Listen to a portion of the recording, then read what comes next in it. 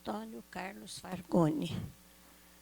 Fargoni é companheiro nosso de muitos anos, vem fazendo palestra para nós desde o começo quase aqui do Consolador. É trabalhador do Pascoal Grossi, com muitas atividades, inclusive licionando a doutrina, é isso, né? Da diretoria também você é, né? Conselheiro do Conselho Deliberativo, enfim, com várias atividades do Pascoal Grossi, estando nos ajudando há muitos anos. Vamos passar a palavra a ele, envolvendo com muito carinho na nossa melhor vibração. Que Deus te abençoe, Fargoni. Boa palestra. Fui buscar nos ensinos do Evangelho do Cristo, né? E descobri também que esse título, ele, além da parte doutrinária e tal, até voltado para a filosofia, tem lá a cada um segundo suas obras. Eu estou atrapalhando a visão de vocês, não posso sair do lado. A cada um segundo suas obras é um princípio central da doutrina espírita, extraído dos ensinamentos de Jesus, e significa que as consequências das ações de cada indivíduo, tanto boas quanto más, determinam seu progresso espiritual e as situações que, com certeza, enfrentará. Essa lei de causa e efeito é fundamental na compreensão da justiça divina, onde a colheita é proporcional ao plantio. Tem um ditado popular que diz que quem semeia ventos colhe tempestade. Então a gente precisa tomar cuidado com aquilo que a gente semeia. Ué, mas como assim semear? Eu não sou no ramo da agricultura? Não. Semear no sentido mais amplo da palavra é tomar medidas, decisões que efetivamente possam trazer bons frutos, se a nossa intenção for essa, e maus frutos, efetivamente, se nós formos descuidados o suficiente. Então, a cada um segundo as suas obras. É uma lei, né? Se enquadra na lei de causas e efeitos, porque toda a ação corresponde a um efeito que pode ser realmente muito produtivo, semeando a harmonia, a paz, o entendimento, como quando somos um tanto descuidados, a desarmonia, o desentendimento. A escolha é sempre nossa, porém muito sério. A responsabilidade pelas escolhas que nós fazemos serão sempre nossas. Não adianta, num dado momento, quando algo que a gente fez não deu bom resultado, e a gente se apressa a jogar a culpas em outrem ou em detalhes, quando na realidade nós estamos tentando fugir da nossa responsabilidade. Isso pode acontecer aqui entre nós, mas perante a justiça maior, a justiça celestial, não tem como a gente efetivamente se dissociar da responsabilidade, de forma alguma. Eu me lembro que no livro Nosso Lar, André Luiz, falando com o orientador espiritual, que, entre aspas, o adotou, né? Ele fez lá uma petição, depois que ele estava já no final do período de internação do hospital lá no plano espiritual, dizendo que ele gostaria de trabalhar. E ele tinha pensado, né, em exercer a sua profissão de médico. E o orientador espiritual, sentado à frente dele, percebeu que ele deu uma segurada no pedido. Por quê? Porque ele tinha assistido a pessoa que foi entrevistada um pouco antes, e o orientador foi muito claro com ela, não é? E então André Luiz ficou meio preocupado. E esse orientador, ele falou mesmo sobre: eu sei que você está pedindo qualquer tarefa, né, qualquer trabalho, mas na realidade o que você gostaria era isso, assim, assim, e que expôs uma série de razões e disse que ele não estava preparado para isso, que a medicina no plano espiritual é muito diferente da medicina aqui, porque antes de mais nada ela tem que ser feita com o coração, além da competência do ser, né? E ele foi enumerando os itens que poderiam inabilitar o André Luiz à função que ele havia pensado em exercer, e o André Luiz disse que eu tenho que concordar com todas essas observações que você me fez. Não tem como fugir, você passou para mim o retrato. Assim, a minha ficha completa. Então, gente, estou dizendo isso porque a gente, às vezes, se habitua aqui, encarnar, a procurar subterfúgios para esconder, para camuflar alguma atitude ou algum procedimento inadequado nosso. Mas no plano espiritual não tem isso. Nós precisamos estar atentos, porque a cada um segundo as suas obras é da lei. Não tem como fugir. Eu ainda, sobre cada um, né, de acordo com as suas obras, eu fui buscar no livro O Céu e o Inferno,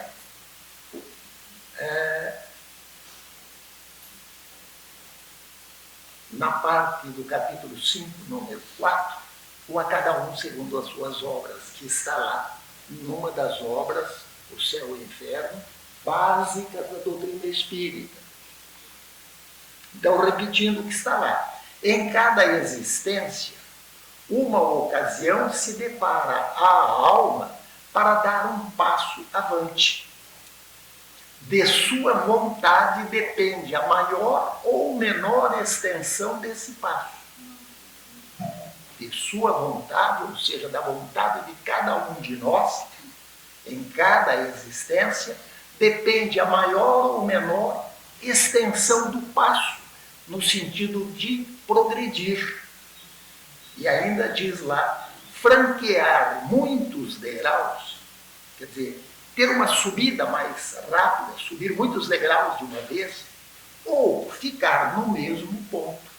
Então, da sua vontade depende a maior ou menor extensão desse passo, que pode ser um passo para galgar alguns degraus dessa escala evolutiva, ou permanecermos no mesmo ponto, uma vez que nós aprendemos na doutrina espírita que não há regressão. O que nós conseguirmos, por menor que seja, no sentido de avançarmos e nos tornarmos um pouquinho melhor, com um pouquinho menos de defeito, isso passará a incorporar o nosso patrimônio. Não tem como dar um passo atrás, não. Mas ele diz que, repetindo, de sua vontade depende a maior extensão desse passo, franquear muitos degraus ou ficar no mesmo ponto. Então ele vai dizer aqui, nesse último caso, que é ficar no mesmo ponto, e porque cedo ou tarde se impõe sempre o pagamento de suas dívidas, terá que recomeçar nova existência em condições ainda mais penosas, porque, diz lá, a uma nódoa não apagada, ou seja, uma dívida não paga, se junta outra nódoa. Você já devia uma, se furtou ao pagamento, perdendo a oportunidade da encarnação, o que acontece? Você vai ter, ela fica mais penosa, porque você vai ter que resgatar as duas.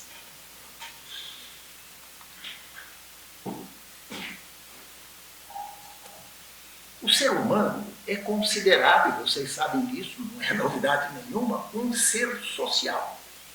Pois somos incapazes de sobrevivermos sozinhos. Isso significa que a vida em sociedade é fundamental para o desenvolvimento do ser humano, para o nosso desenvolvimento. Logo, está instituída a interdependência. O ser humano é considerado um ser social. Por quê? Porque nós somos incapazes de viver sozinhos. Isso significa que a vida em sociedade é fundamental para o seu desenvolvimento. Desenvolvimento da própria sociedade em função da quantidade de seres que vão se desenvolvendo em obediência, né, a esse quesito que é a vida em sociedade. Logo, está instituída a interdependência. A partir do momento que nós nos conscientizamos de que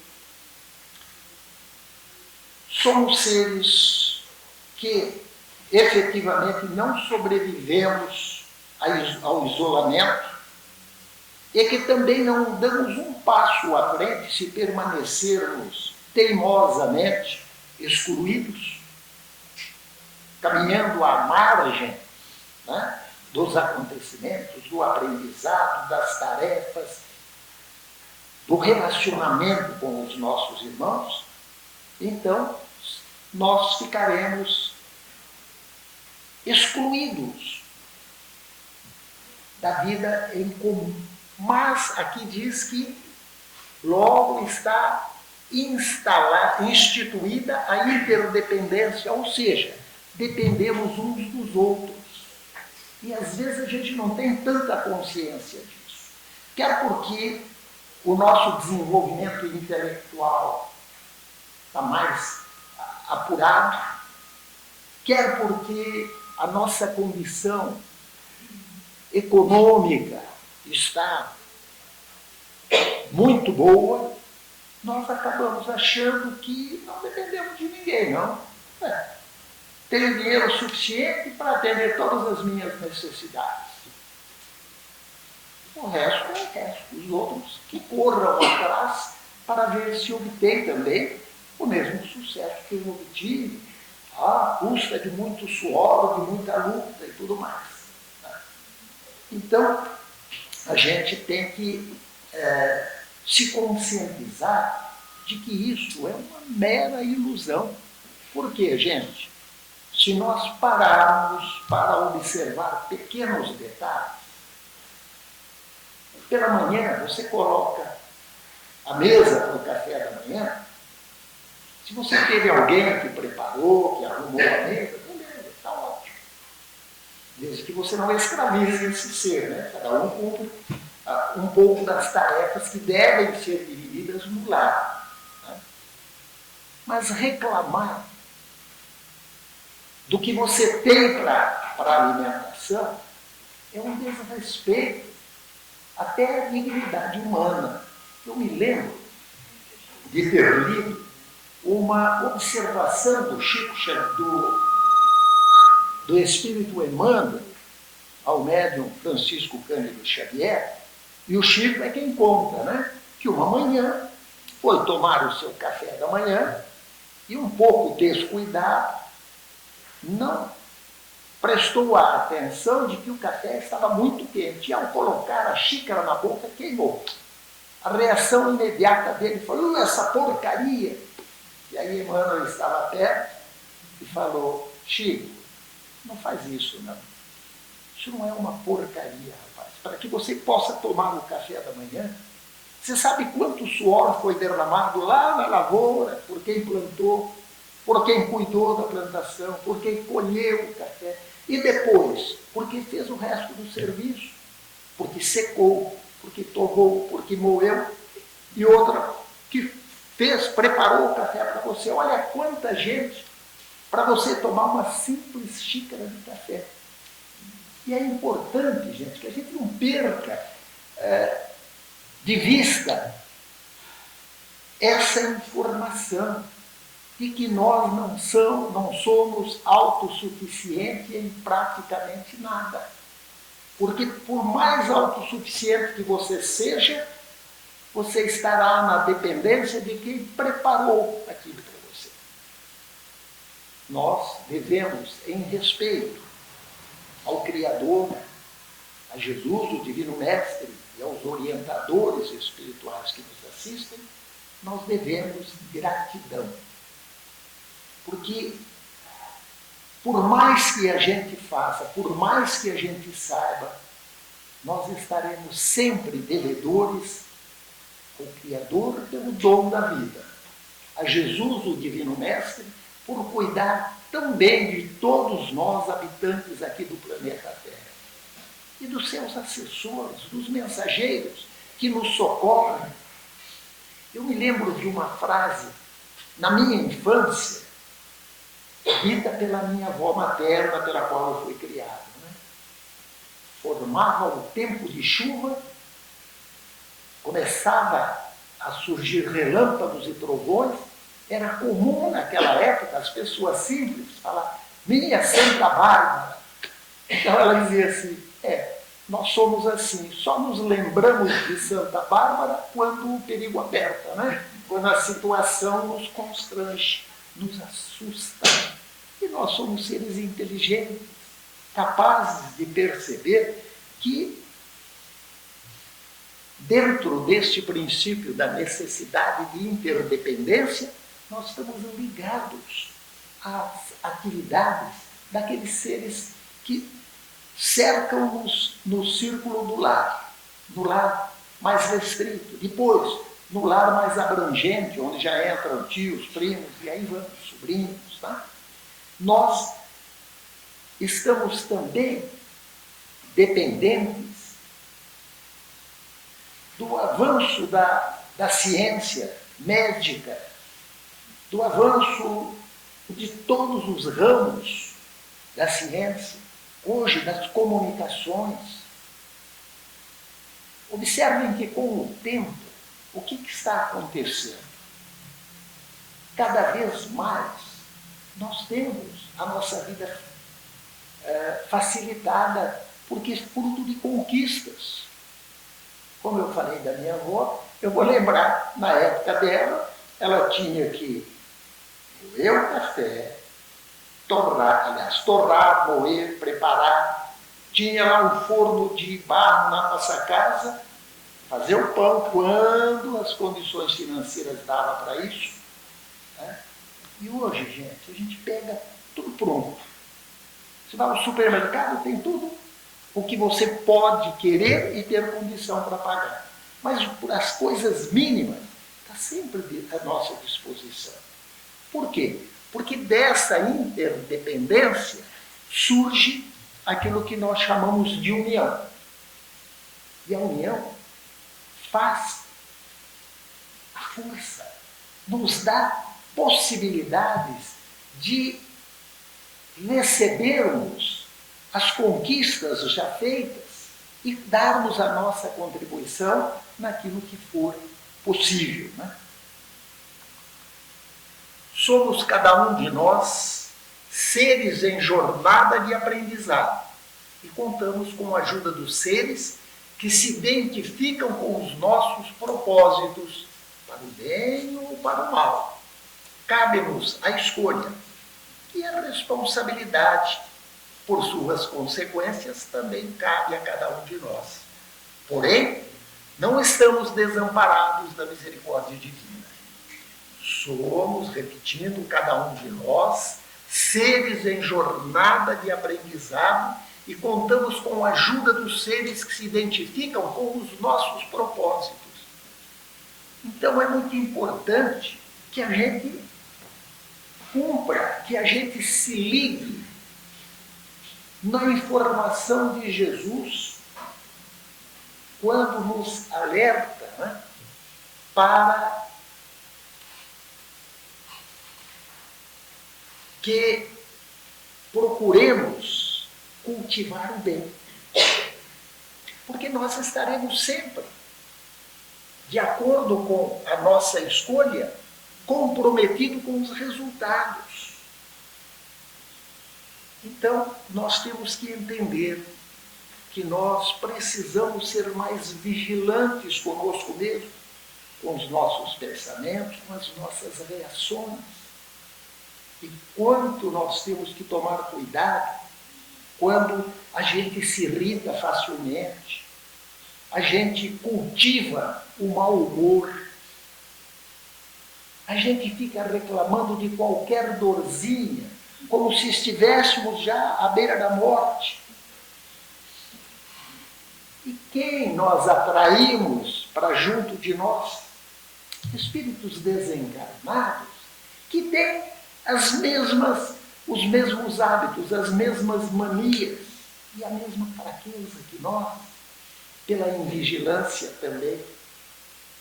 Ser responsável pelas nossas atitudes é algo que nós devemos considerar e muito antes de desarmonizarmos o ambiente em que nós vivemos. Porque nós somos cercados por integrantes do plano, do mundo espiritual, muitos deles ávidos para que a gente dê uma escorregadela para eles se juntar a nós, fortalecendo-nos nos desejos mais negativos possíveis. O Cristo nos alerta para orar e vigiar, para que a gente não venha a cair em tentações. É uma maneira que nós recebemos do Cristo, é pela maneira que nós recebemos do Cristo essa sua observação, essa sua recomendação, que nós poderemos, sem sombra de dúvida, melhorarmos o nosso padrão vibratório. Porque melhorando o nosso padrão vibratório, quem é que nós vamos atrair para junto de nós? Seres que se identificam com isso. Seres queridos que lutam muito lá no plano espiritual para que a gente acorde. Eles pedem ajuda a outros irmãos, a outros espíritos que estão em estágio ainda mais avançado do que eles, para poder oferecer a nós um certo conforto, uma certa paz, uma certa harmonia, desde que a gente esteja interessado nisso. Porque quando diz a cada um segundo as suas obras, a gente não vai se esquecer nunca que as nossas obras estão diretamente ligadas à nossa visão de mundo, aquilo que nós achamos mais importante. Tem seres que são tão gananciosos que não pensam em outra coisa do que aumentar as suas riquezas e que lamentam muito quando um pequeno devedor falta com o pagamento de uma parcela.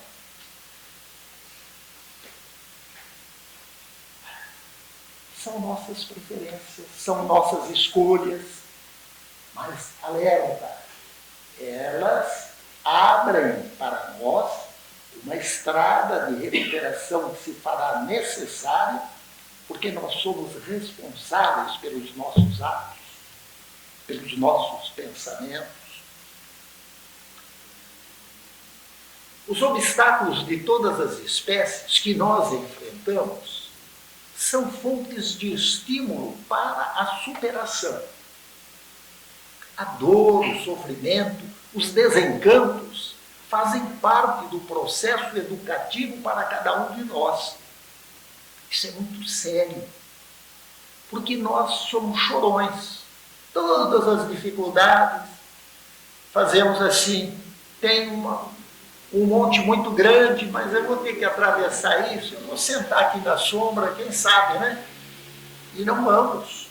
Mas os obstáculos todos, as dificuldades, as incompreensões que nós enfrentamos muitas vezes, São testes para ver até onde nós somos capazes de superar as dificuldades. É bom a dor, o sofrimento? A primeira resposta, se eu perguntar isso para vocês, vão falar: Deus me livre. Horrível, dor e sofrimento longe de mim. Só que por que então? Se Deus é um pai de amor e que ampara todos os seus filhos, então por que a dor? Por que o sofrimento? Eu uso dizer que quando a gente mostra para aqueles que nos dirigem do plano espiritual que nós não temos forças e não medimos nenhum esforço para viver estes momentos de dificuldade com serenidade. O que não quer dizer entregar os pontos. Não, mas é não reclamar, é não lamentar, porque, gente, nós habitamos um plano de provas e expiações. E por que a Terra é um plano de provas e expiações?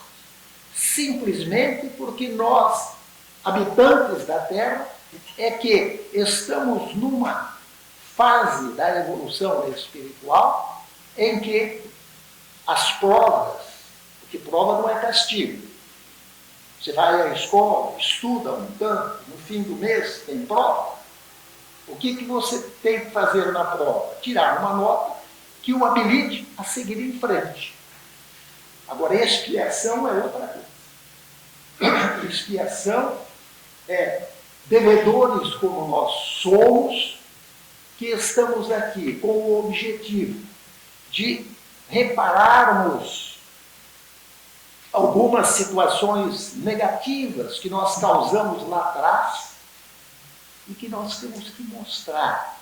Nós precisamos dessa situação para vencer as dificuldades, para tentar, de alguma forma, fazer jus à oportunidade de estarmos aqui reencarnados, seres tão endividados como qualquer um de nós.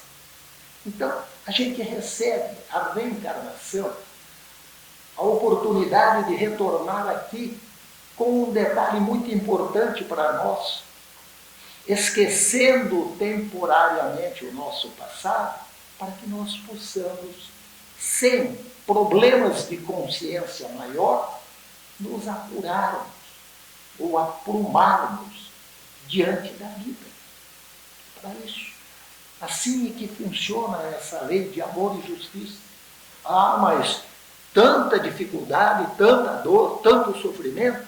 Ah, meu Deus, o que será que eu fiz para merecer isso? Tenho certeza de uma coisa. Na misericórdia divina não há espaço para a injustiça. Se você estiver se achando injustiçado e que a culpa das suas, desculpe o termo, das suas desgraças é de alguém que procurou fazer o mal para você, relaxa um pouco. Vá diante de um espelho que você vai encontrar o responsável pela sua situação. Somos nós. Gente, nós estamos habitantes do planeta Terra para melhorarmos. Só que tem um detalhe, né? O débito existe. Faça o que quiser, esperneie quanto quiser. Você tem a responsabilidade de quitar. Mas não se assustem. A misericórdia divina, quando nós demonstramos que estamos recuperados e nos dispomos a enfrentar os problemas de cabeça erguida, mostrando que nós queremos efetivamente mudar o rumo da nossa vida, essa dívida vai diminuindo. Por quê? Porque a misericórdia divina não tem nenhum prazer no nosso sofrimento, na nossa dor. Mas se nós provamos que esse sofrimento e essa dor é um mecanismo que funciona para que a gente se renove, então eu uso dizer que assim seja. Então, você se compraz, você precisa do sofrimento e da dor para se emendar, ok? Faça bom proveito. Só que a gente só reclama, né? Às vezes a gente acha que se cuida muito bem e está sempre com um probleminha físico, problema de saúde, físico ou mental. E outros que não estão nem aí com nada, estão sempre bem. Não inveje-os, não. Não fique falando, queria ser como. Porque a lei é implacável. Se hoje você está ótimo e, de alguma forma, arruina a sua saúde, arruina o seu equilíbrio mental, entra em atrito, causando nervosismos, brigas, desentendimentos, para falar só nas consequências leves, né? Você vai ter que responder por isso, é da lei. Não sou eu que criei isso, não sou eu que inventei, é da lei. Eu gosto muito de dizer que nós estudamos muitas obras importantes, mas nem todo o espírita se dá o trabalho de estudar as obras básicas. Precisa conhecerem o livro dos Espíritos, precisa entender, lendo O Céu e o Inferno, especialmente a sua segunda parte, o destino de cada um, o que a vida nos reserva para após a morte. E outras obras, né? Livro dos Médiuns, a Gênesis.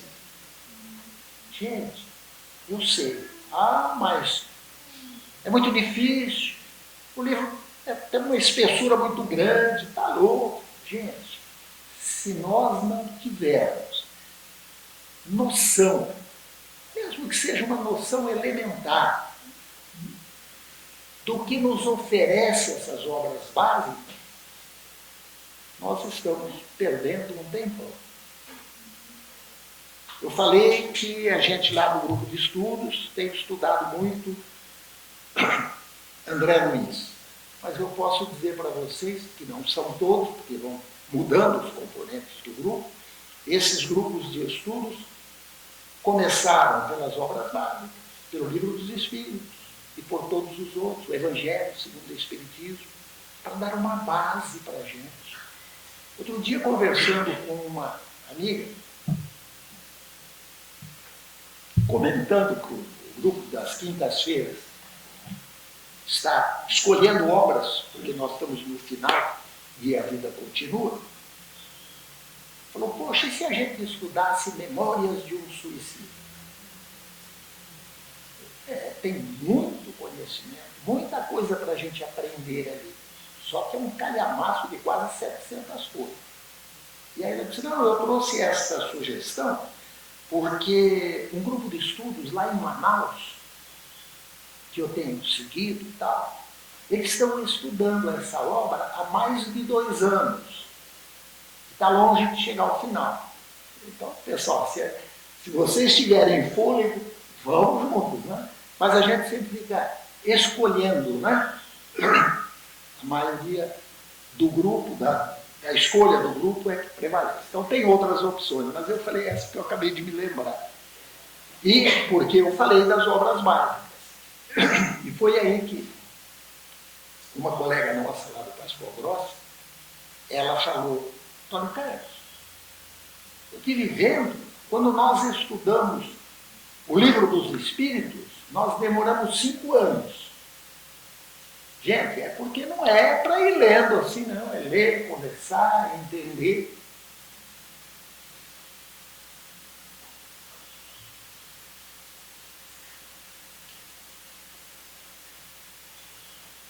Fica aí uma sugestão, viu?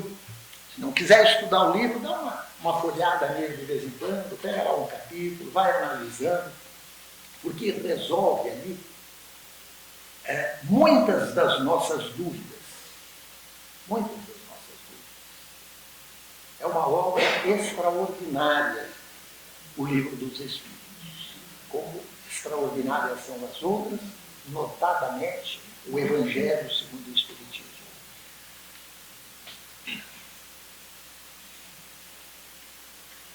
O roteiro para a nossa compreensão da vida e suas nuances é o Evangelho do Cristo.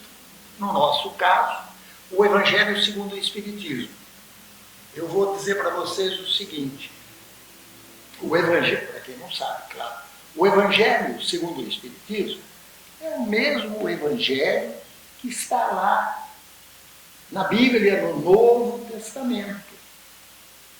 A única diferença que tem é que o o Evangelho segundo o Espiritismo, para a maioria, acho que 90% dos capítulos, eles têm um complemento para cada um deles, chamado Instrução dos Espíritos. E aí, então, tem lá o que os Espíritos esclarecem sobre o que nós vamos estudando ou lendo no Evangelho segundo o Espiritismo.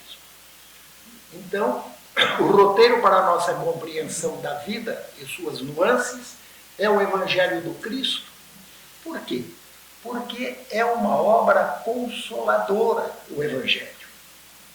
Jesus veio nos ensinar a lei do amor. E o Evangelho segundo o Espiritismo é uma fonte de ensinamento a respeito do amor que o Cristo veio nos ensinar.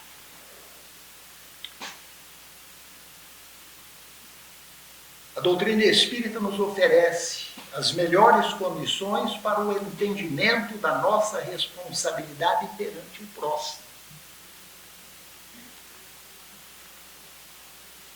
Eu aprendi que, na vida, precisamos interagir de forma responsável e aprender eu vou falar vigiar, vigilar os nossos pensamentos, palavras e ações.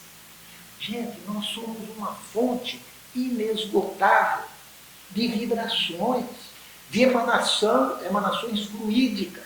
E nós aprendemos com a doutrina espírita que é através dessas emanações que os espíritos captam quem somos, o que pretendemos, do que nós gostamos. E quando nós somos, desculpe o termo também, encrenqueiros, que nós brigamos por qualquer coisa, discutimos por qualquer coisa, não tenha dúvida que tem no mínimo lá uma meia dúzia de espíritos sofredores, também mal-humorados e briguentos, para nos estimular. Isso mesmo, não leva desaforo para casa não. Mas o Cristo veio ensinar a lei do amor, não a lei do revide, né? Deixa eu olhar o relógio.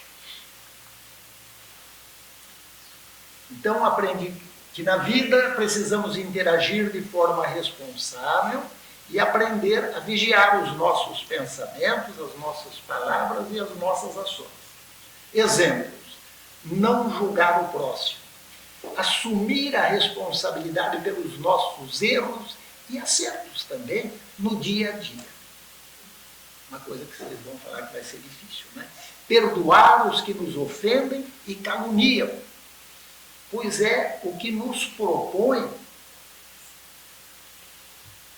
o Cristo na oração que ele nos ensinou, o Pai Nosso. Nós lá, todos recolhidos, né? Perdoa-nos, assim como nós perdoamos os nossos ofensores. Perdoe-nos as ofensas, assim como nós perdoamos os nossos ofensores. Será que a gente perdoa mesmo? Nós estamos num nível que ainda precisamos fazer esforço para isso. Vai ser maravilhoso quando isso for natural na gente. E a gente ganharia muito com isso. Porque quando alguém te ofende, se ele tiver razão nas acusações que faz, você deve ser mais vigilante. E ao invés de dar o troco para ele de forma indevida, você fala, poxa, não é que ele tem razão? Como disse André Luiz para o orientador espiritual quando botou o dedo nas feridas dele, né? Eu não tenho como refutar nenhuma das suas observações. E aí vamos nós, né? E nós pedimos perdão pelas nossas ofensas e não somos capazes de perdoar aqueles que nos ofendem, E se ele não tiver razão? Se ele não tiver razão, vamos orar por ele, pobre coitado. Interpreta errado as coisas. Que Jesus o abençoe, que ele siga a vida dele. Eu não preciso me atrelar ao ofensor, vibrando na mesma faixa, entrando em rota de colisão com ele. Vê lá, gente. O Cristo veio nos ensinar a amar e perdoar. Ô, Antônio, você acha que é fácil? Não, é difícil, claro que é difícil. Mas às vezes, antes de soltar uma palavra, uma má palavra, uma mordidinha na língua, ou como nós aprendemos com o André Luiz lá no nosso lar, né? Quando um dos pacientes que estava com ele internado lá no hospital, não parava de falar e de reclamar e tal, veio o enfermeiro com um copo de água e falou, por favor, coloque essa água na boca, mas não engula. Aí a gente dá uma brecada, né? Então eu estou dizendo, vamos dar uma mordidinha na língua, corre lá no filtro e pega um pouco de água, põe na boca. Porque depois da tempestade vem a bonança. Se a pessoa for injusta com você, ela vai amadurecer, vai demorar muito, ou pouco, depende da pessoa. A consciência vai acusar e é provável que se ela tiver humildade suficiente, ela venha lhe pedir desculpa. Poxa, eu fui infeliz, usei palavras descabidas, eu estava num momento de irritação e tal. E é isso que nós precisamos evitar, os momentos de irritação. Estamos quase no fim, mais meia hora acaba. Eu separei ensinamentos de André Luiz. Entendendo o valor do passe e o importante papel dos três envolvidos. Por que ensinamentos de André Luiz? Porque eu fui buscar isso no livro Missionários da Luz, lá no 19º capítulo, que é o penúltimo, onde ele trata dos passes. Está aqui, ó, capítulo 19, passes. Entendendo o valor do passe e a importância, e o importante papel dos três envolvidos. Quem são os três envolvidos no passe? O espírito orientador, o espírito que está preparado para esse trabalho, o médium e o paciente. Então, partindo das informações de André Luiz, ele, fazendo parte, né, juntamente com o orientador Alexandre, durante um bom tempo, toda essa obra aqui, ali o orientador Alexandre, que adotou o Chico e o André, é que eu li o Chico para me falar. E ele, num dado momento dos trabalhos, o André Luiz falou, ele narra, né, que dentre as muitas atividades que aquele grupo, coordenado pelo Alexandre, fazia aqui na Terra, vinha lá do nosso lado aqui para trabalhar, alguns deles ele não fazia parte, não conseguia acompanhar todo o trabalho que a equipe espiritual comandada pelo Alexandre vinha aqui à Terra.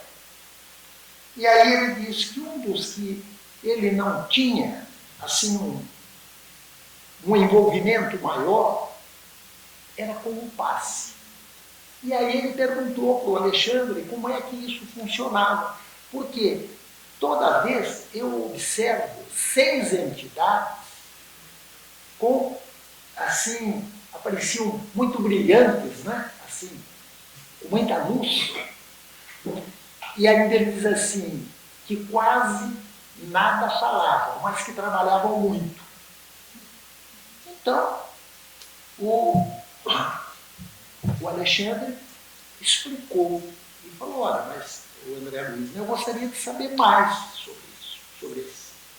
Aí ele explicou o seguinte, que neste grupo deles, que esses 6 espíritos luminares eram, na verdade, técnicos,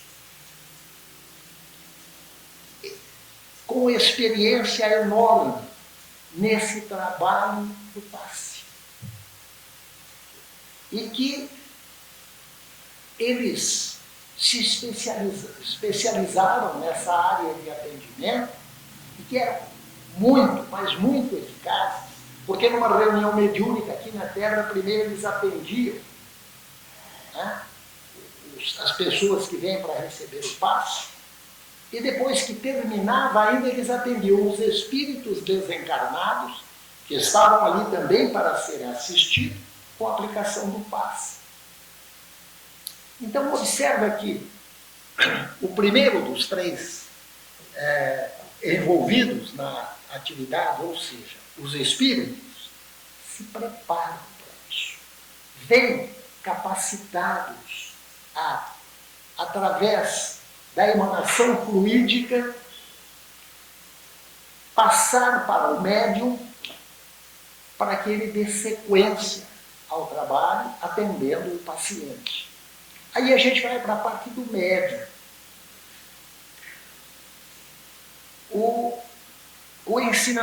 Os espíritos preparados para isso trazem a condição ideal para o trabalho. As emanações fluídicas são salutares. Aí vai no médium. Se o médium não for um integrante muito responsável e consciente do seu trabalho, o que vai acontecer? A fonte, que é o espírito, emite vibrações do mais alto nível necessário para aquele trabalho. E o médium descuidado, que não respeita as condições estabelecidas pelo próprio André Luiz, ensinadas por ele, é melhor. Num livro que só cuida dessa parte, o que acontece? É como se nós tivéssemos uma água pura, vamos exagerar, água filtrada, e ainda a gente, muito cauteloso, ferve a água, deixa ela voltar para o estado natural, e aí serve. Quer dizer, ela está, teoricamente, pura. Então esse é o papel do espírito. Aí chega para servir essa água para visita, vamos dizer assim, para ficar bem clara a imagem, a gente pega um copo que não foi lavado adequadamente. Então aquela água que era pura, em contato com o copo, ela vai estar numa situação que não condiz com a qualidade do líquido que foi colocado dentro dela.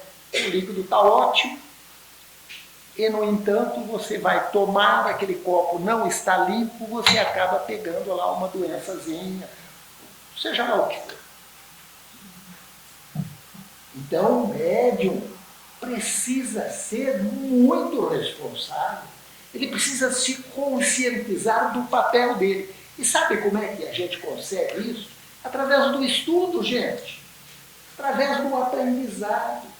Nós que trabalhamos nas casas espíritas, como disse a nossa irmã Francisca aí há tanto tempo, e que às vezes temos, durante toda essa jornada, posto de comando, ou na diretoria administrativa, ou na diretoria na diretoria que cuida dessa parte doutrinária, diretor de doutrina, precisa sentar com os médios e esclarecer. Vocês me perdoem, os médios que estiver aqui, mas é dúvida do médico. Por quê, gente? É um ser humano como nós, com os seus vícios, com as suas qualidades, né?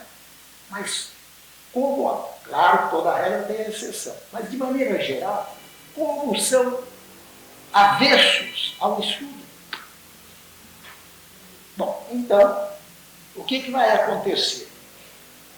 A emanação fluídica dos espíritos, ótimo. O médium, infelizmente, não foi um bom filtro para aquilo.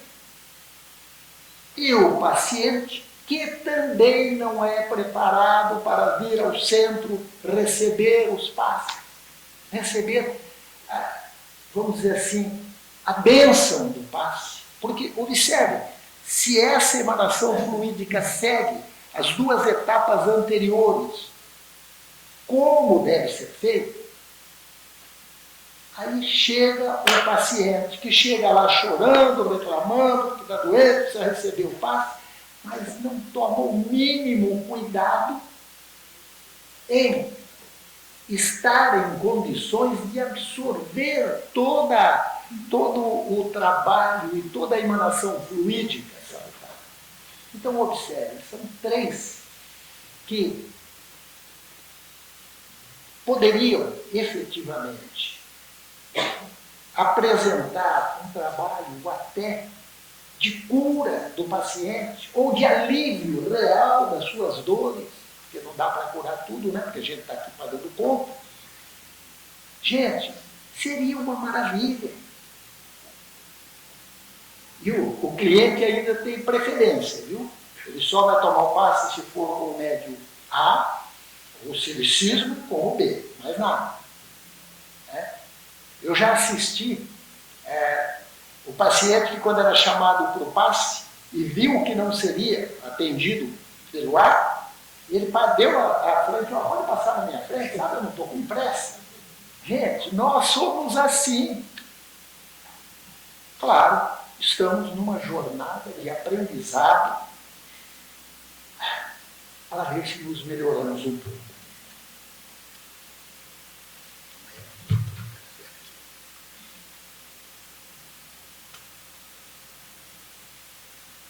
Pronto. Estamos bem no fim já, viu? Ainda de André Luiz, agora em Nosso Lar, no capítulo 19, que tem por título A Jovem Desencarnada, tem ali um ensinamento, um aprendizado que nós precisamos refletir sobre. Como nos portamos à mesa para as refeições? Nós. Mas antes disso, vamos ver. André Luiz perguntando a Laura, a orientadora espiritual, na casa onde ele tinha sido acolhido por Lísias, o enfermeiro, filho dela. Então, todo o pessoal saiu, né? Lísias, as outras pessoas, isso não importa, e ficou só o André Luiz e a Laura. E o André Luiz ficou sabendo que tinha ali, naquela casa no plano espiritual, uma jovem que havia desencarnado em função de tuberculose e que ele estranhou, já que ficaram só os dois, o André Luiz estranhou o fato dela não ir à mesa para as refeições.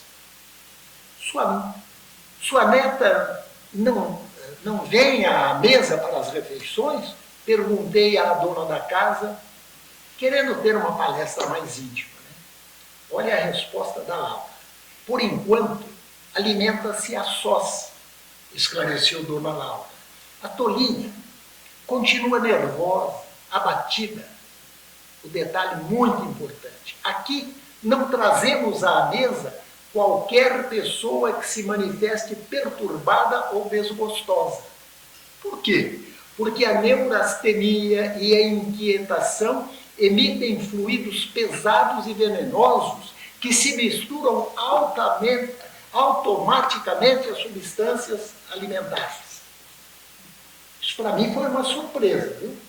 Felizmente eu estava estudando essa obra, aprendi isso, né? Gente, e aí ficou bem claro aqui, né? A neta recém-desencarnada estava lá na casa, os demais haviam sentado para a refeição e ela não. Quando todo o pessoal saiu, a André Luiz quis saber por quê. E ela disse isso. Por enquanto alimenta-se a sós. A tolinha continua nervosa, abatida. Aqui não trazemos à mesa qualquer pessoa que se manifeste perturbada ou desgostosa. A neurastenia e a inquietação emitem fluidos pesados e venenosos que se misturam automaticamente às substâncias alimentares. E aí a minha pergunta, né, que eu coloquei antes, né? Como nos portamos à mesa para as refeições? Gente, nós temos que aprender com esses orientadores espirituais a nos controlarmos um pouco mais. É o marido que reclama porque a comida está com pouco sal. É o filho que fala que desse alimento ele não gosta, não sei porquê. Desculpe o termo, tem uma molecada que fala assim, essa porcaria eu não quero, né? Gente, nós temos que entender, eu sei que hoje está mais difícil por causa aí do bendito celular, né? Que a moçada, um garfo de comida na boca e uma mexida no celular. Mas a gente está acostumado que a hora da refeição é uma hora sagrada, em que nós devemos agradecer ao Criador, a Jesus, a todos os orientadores espirituais pela graça de ter o pão de cada dia na mesa, nos lembrando que para chegar ali exigia um esforço de muita gente. Mas aí,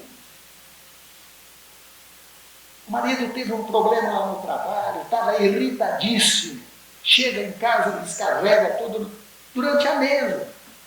Preciso comer logo, preciso voltar lá por isso. Gente, olha o que é emissão de fluidos que podem ter essa característica. Pesados e venenosos que se misturam automaticamente às substâncias alimentares. E aí, ele ficou super nervoso durante a mesa, reclamou lá do serviço, não respeitou aquele momento sagrado da alimentação. Quando chega mais tarde um pouco, ele fala, engraçado, eu não comi nada demais, mas alguma coisa não caiu bem. Não caiu mesmo, você conseguiu contaminar a sua alimentação com o seu nervosismo, com a sua manifestação de desequilíbrio. Gente, somos aprendizes, temos que tentar, no mínimo, prestarmos mais atenção no nosso relacionamento com os nossos semelhantes. Tem hora para brincar, tem hora para discutir assuntos sérios, mas durante a refeição, sabendo que a gente pode se desequilibrar, né, mentalmente, vamos lembrar-nos disso. Não, agora, depois da gente ir, um ajudar o outro, né? A mulher tem todo o jeitinho e fala, bem, vamos deixar esse assunto para depois. E vamos nós, né? Muito bom, gente. Eu falei que faltava pouco. Nós começamos falando a respeito de nosso tema.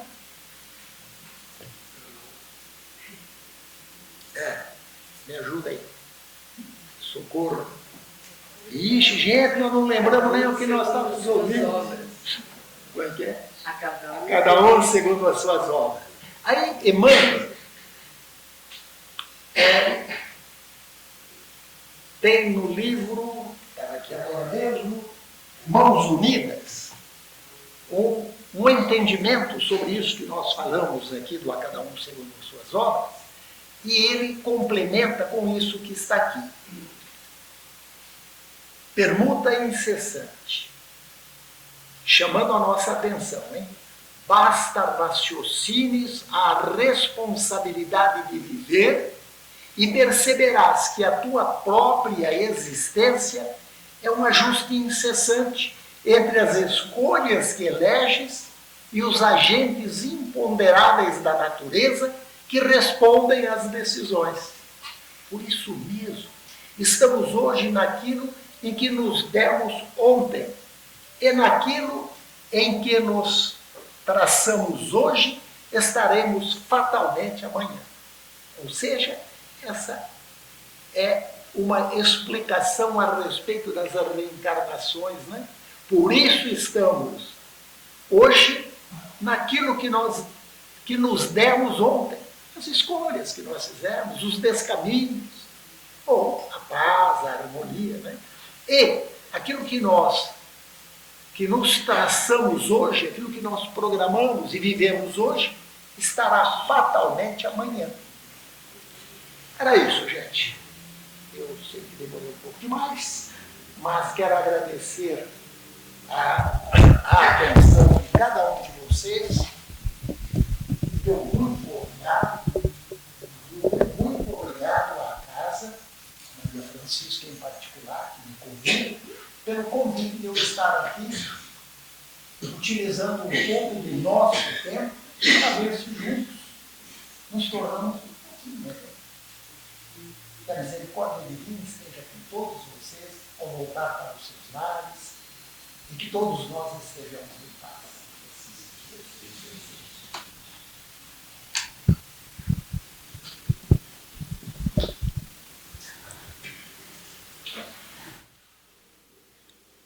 Farone, muito obrigada. Deus te abençoe.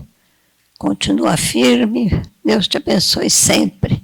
Muito obrigada. A gratidão de todos nós.